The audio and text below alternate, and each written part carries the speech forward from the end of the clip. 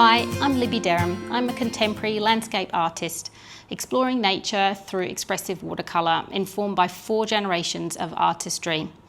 Hi, thanks for joining me. I'm just getting out and getting started with videos. I get asked a lot of questions through my workshops about what kind of sketchbooks I use, what kind of paper, paints and things, and I thought maybe it's time to start doing some little vlog videos just to show people some of those answers.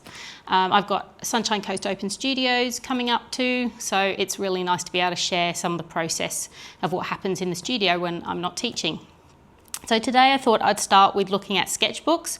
As I imagine a lot of you have had experience where you go to use a sketchbook, you buy one, you use the first couple of pages and then you don't like the paper, or you don't find you use it, it's too heavy, too big, various different reasons. So it is a really personal preference. I've certainly had a journey of trying to find what I think is the perfect sketchbook, and I finally found one that I love, and I just keep using the same one. So now I keep quite a few in stock, so that I've always got one on hand, and I explore different sizes as well.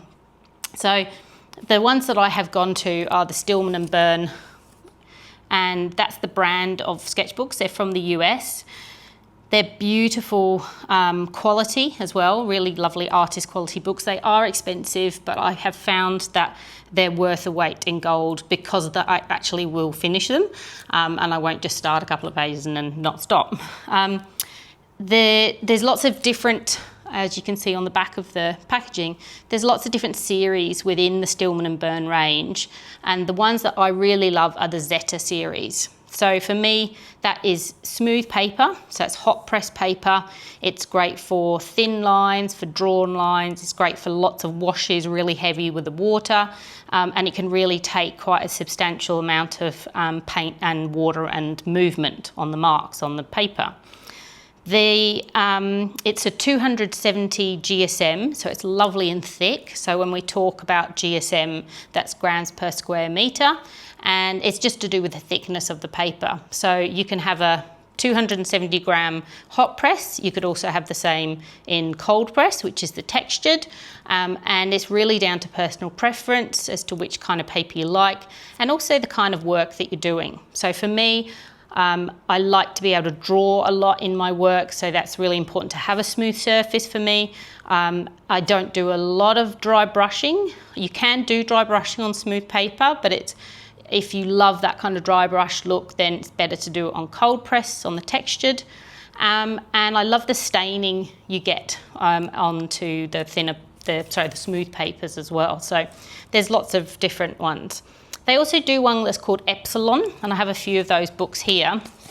They're very slightly different colour books. So this darker one is the Zeta, so this is a thicker smooth paper, and this one is the Epsilon, which is a thinner smooth paper. So the thinner one it's okay if you're still working with watercolour. It's not too bad with the water if you're a wet watercolourist and you like to use lots of paint or water. It does ripple quite a bit. The pages will, as you can see in here, they're a little bit buckled here and there where I've got sort of more wetter washes along the way. But you do find that it still holds the colour beautifully. It still is lovely to draw on, and you actually get more pages than you do in the Zeta. So I do find that's quite a good alternative, especially if I can't get the Zeta. But I have found myself drawing more towards the Zeta just because of that thickness. So that's again just a personal preference. The sizes are fantastic. There's lots of different ranges of sizes. So we have lots of we can go for a really tiny little baby one. And they also do one that's similar to this, which is landscape orientation. So this one's a portrait orientation. And I've found, whilst they're really handy to have out with me, I don't find that they're big enough for me to really get lots of lovely marks happening in my work when I'm out. So I have kind of come away from that. But I know my mum, who is also working with watercolour, she loves these little books. She also loves the landscape ones, and prefers having that smaller materials and gear that you take out with you, so it's a bit more lightweight. Probably the smallest ones that I love are these ones, and these are I'll post it in the description. I'm pretty sure it's 5.5 by 8.5 inches, so they're all in inches because they're American, but these ones I find are a great go-to for sizing. So you can really open them up, do a whole spread. I tend to do whole spreads for most of my work. Let's find some other things. Other ones were just simply drawing marks. This is me transcribing bird song, where I listen to their sounds and transform them into line, and also their visual movements. There's lots of experimentation in these books, and just being able to capture what I'm seeing and what I'm feeling and what I'm hearing when I'm out in the landscape. So that's something that I really love to do. Couple of alternatives as well to these books. I have found where just get a super thin, lightweight little notebook, which really, if I tried to put watercolour into this, the paper really wouldn't withstand the weight of all the water and things. So it's a very, very lightweight paper, but it is lovely just for taking and doing little sketches. So these are little, just simple brown line pen, Copic pen, art liners, and just taking those with me. So if I can just take that and a pen, then I can do some drawings when I'm out and about on holidays and places where I don't want to carry lots. So just a bit different. If I look back to my family tradition and I look at my grandfather's work, this was his little sketchbook he would take everywhere with him. So these are A5 size, A5 or A6, the look of this one. They're actually, sorry, they're 7 inches by 5 inches. So it's 17.8 centimetres by 12.7 centimetres. And this was his go-to. So this is a Lyndhurst cartridge sketchbook. I grew up in England, and this is what he would always use, and he had hundreds of these when he passed away.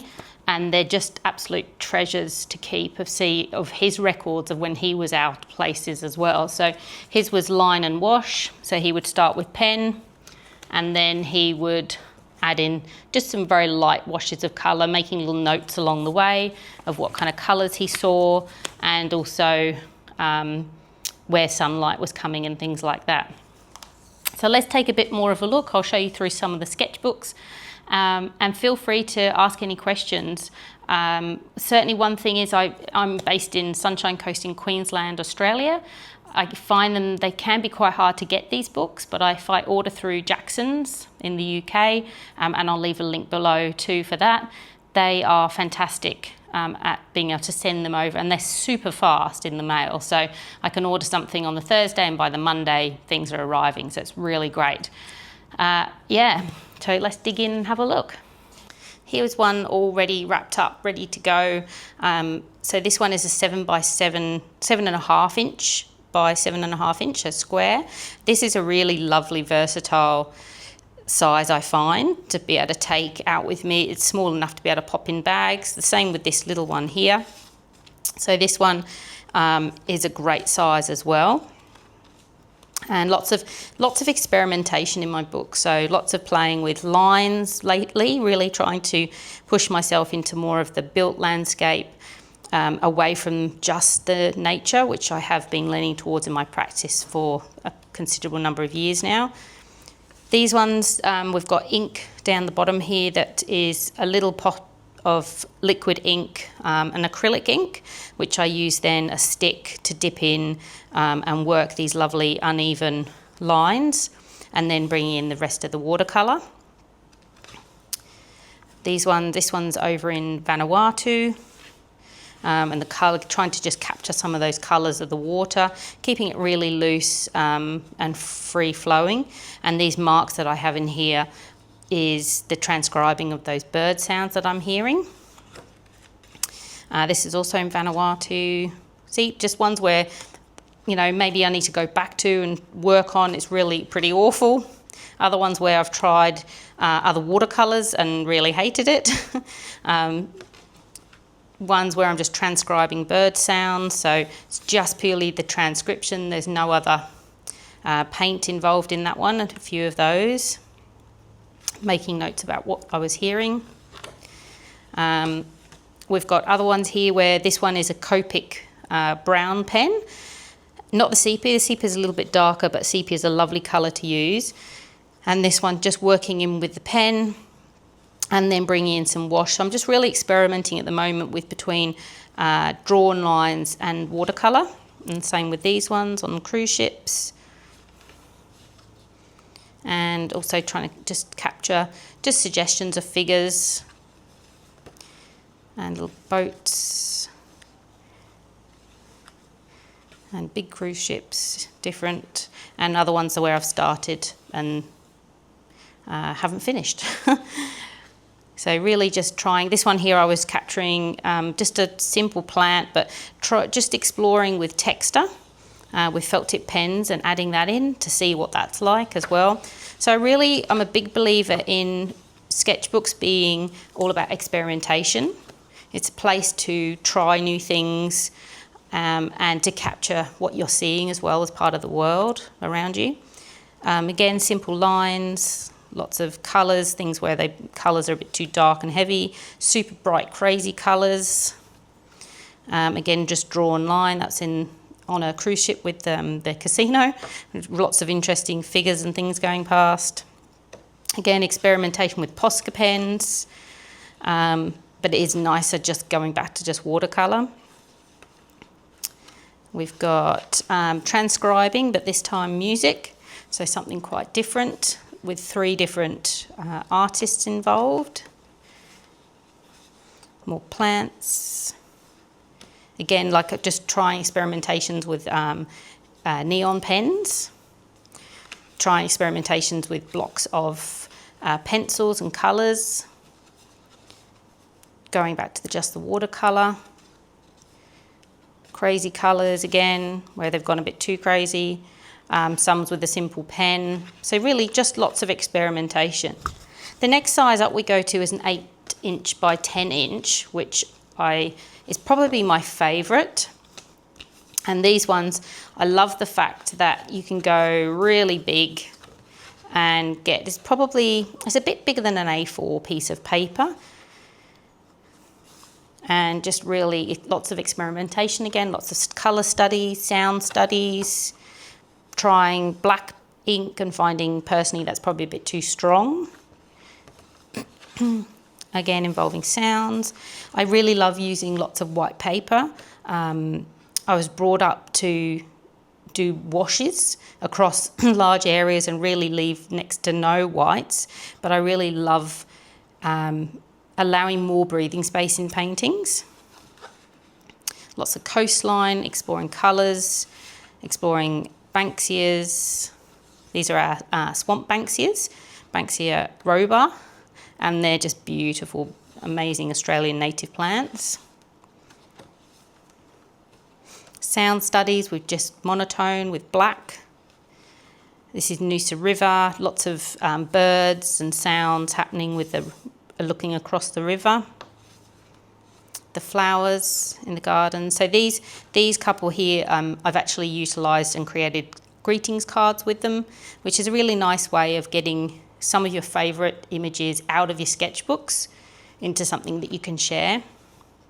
Just explorations, more flowers, working in ink versus the watercolour. Crazy bright colours.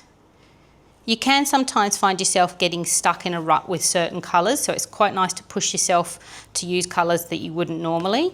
So for me, I don't use a lot of warm reds, I use a lot of cool reds, so it's quite nice to push yourself now and again with those. Lots of bright colours, lots where it's just go for it and keep going. Looking at built environment and bringing in ink lines. Our glasshouse mountains, trees, more landscapes. So you can see that's only got 1 page left in that one. And we've got some more older ones in here going back. This is at Charleville, out west in Queensland. frangipanis. So I try not to be precious about these, and especially ones that I'm not been super happy with, but it's really nice to challenge yourself to try new things in a space where it doesn't matter. Oh, the other thing that's quite funny is that first pages can sometimes be a bit of a sticking point where you find, you know, if you do it, sometimes you really hate it because it's your first page. So a good example of that was, so this book here. Let's see if I can find it. No, haven't got it. It's one of the other books. But I'll quite often leave the first page, and I left the page in one of the other books and started off getting involved in doing other paintings, and then went back and did one where I sort of had got started and into the flow one morning of painting. So that's a really handy thing to do. Well, it might be this one. Here we go, this is it. So I sort of started on these ones, started on flowers and things, and then the day where I was down at the Glasshouse Mountains, I had painted this one and I felt in the flow, warmed up, so then I went back and I just did this little simple one of just one mountain. This one I've also put some Caran d'Ache Neo Colour 2, which is a water-soluble wax crayon, and that's really lovely for building in extra texture as well. And lots of flicking of paints too, I really love that too. So that's just a bit of an exploration of books.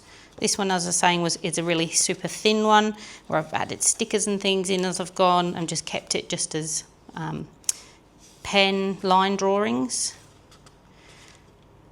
And yeah, so it's given you a bit of an introduction of sketchbooks. And probably the last one is this one, which is also Stillman and Birn. This is an A4 size, so it's nice and big, so bigger than 8 by 10 inch. And this one is a hard back, so it's a bit heavy for taking out and about, but I do find it's nice if you're going to be sat in the same place for quite a while, or if you've got easy access to the car. And it's a lovely one for doing really big work. And again, just lots of experiments in this one, trying to work quite big. The only thing I do find is I'm not a big fan of having that spiral in the middle. I find it kind of cuts your painting into two, so it's quite nice to, that's why I think the stitched bound ones are better for that. So I hope that has helped looking at some sketchbooks, ones that I find I really like to use. It's all about personal preference really. So think about, a few things to think about would be the price. Price point can be a really big one for a lot of people. Also think about the thickness of the paper. Also think about what the paper's made of. So if you go to a discount shop locally and you pick up a little cheap sketchbook, they will more often than not be paper pulp. So it's the tree wood basically pulped up to make your paper. Really good for drawing in. It just comes down to that if you start to use much watercolour on it, you can find the paper starts to kind of create little balls on top and falls apart a bit. And also if you're using artist quality paints, really lovely vivid coloured paints, you really want to be making the point of using good paper too. So that is something to consider. So thickness of paper as well, having it thicker will help with water and mixed media on it when you're a bit more heavy-handed. And also think about smoothness, whether you like smooth paper, whether you like having a bit of texture on it. And the last thing I hadn't mentioned was you can get coloured paper too. So these ones were all white that I've been showing you. And this one is a brown colour book. And that one's really lovely for working on. This one I've just been working on some brown pens. But it can be really nice to add white in onto the top of that. So that's something I want to push myself on with that sketchbook. And that one is the Nova series. So again, smooth, but like a tan coloured page. I hope that really helps. And I'll do some new videos with different kinds of things that I find useful in my practice and in my studio, feel free to drop me a message, or if you've got any questions that I can use in future videos, that would be fantastic. Please like and subscribe my videos, and I look forward to doing more for you.